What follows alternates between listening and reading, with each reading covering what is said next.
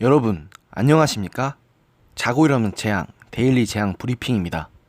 여러분의 구독과 좋아요, 그리고 공유가 여러분의 주변을 바꿀 수 있습니다.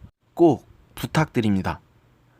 어제 전해드린 운수미 성남시장 소식에 이어 이번에는 이재명 경기도지사 소식을 전해드려야 할 것 같습니다. 이재명 지사는 친형인 고 이재선 씨를 정신병원에 강제 입원시키려 하고 지난해 6.13 지방선거 과정에서 허위사실 3건을 공표한 혐의로 기소되었는데요. 검찰이 14일 항소심에서 1심과 같은 징역 1년 6개월, 벌금 600만 원을 구형했습니다. 앞서 1심 재판부는 이들 4가지 혐의에 대해 모두 무죄를 선고했는데요. 이번에는 어떤 판결이 나올지 한번 지켜봐야 할 것 같습니다.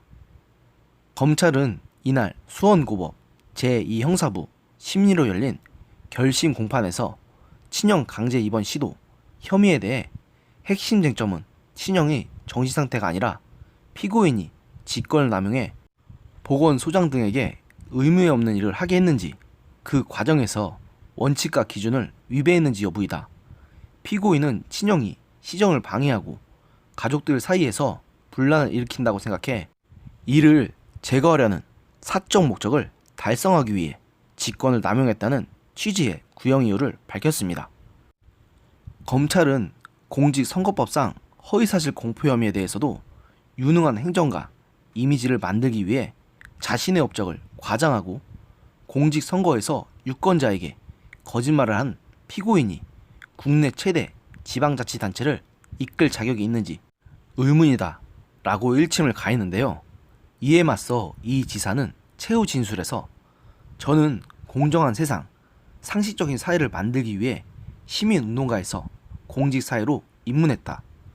공적 권한을 단 한 번도 사적으로 사용해 본 적이 없다고 항변했습니다. 이어 공인으로서 공적 역할을 하는 데에 있어서는 한치의 부끄럼도 없다. 도지사로서 일할 기회를 만들어주길 부탁한다고 말했습니다. 앞서 은수미 시장의 사례와 마찬가지로 이재명 지사 역시 공직선거법 위반으로 벌금 100만 원 이상이나 직권남용죄로 금고 이상의 형이 확정되면 이 지사는 지사직을 상실합니다. 항소심 선고공판은 다음 달 6일에 열리는데요. 2심에서 1심 판결을 뒤지는 결과가 나올 것인지 한번 지켜봐야 할 것 같습니다. 사실 이재명 지사 경우는 선거 과정에서부터 잡음이 끊이지 않았고 당선 이후에도 여러모로 말이 많은 분이라 저 역시도 탐탁지 않게 생각하는 분입니다. 저는 이분이 성남시장 시절부터 온갖 어그로를 끌며 언론의 주목을 받으려는 하는 타입이었기 때문에 별로 좋아하진 않았습니다. 그 때문에 저는 이분 역시 문재인 대통령처럼 대통령이 되면 안 될 뿐이라는 생각을 굳히게 되었습니다. 그리고 경기도지사 선거운동 과정에서 이분의 온갖 치부가 밝혀지는 것을 보면서 제 안목은 틀리지 않았다는 것을 느꼈습니다. 여러분, 지난 지방선거에서 민주당에게 몰표를 준 결과가 이렇습니다. 지방자치제도를 두고 흔히들 풀뿌리 민주주의라고 하지 않습니까? 물론 부작용도 많고 이 제도 자체에 대해서 회의적인 분들도 많긴 하지만 아직 우리나라에서 이 제도가 시행된 지 20년 조금 넘은 정도밖에 지나지 않았습니다. 이 제도가 완벽하게 우리 생활에서 뿌리를 내리려면 최소한 반세기에서 한 세기는 기다려야 한다고 봅니다. 그만큼 지방 행정이 중요하다는 뜻입니다.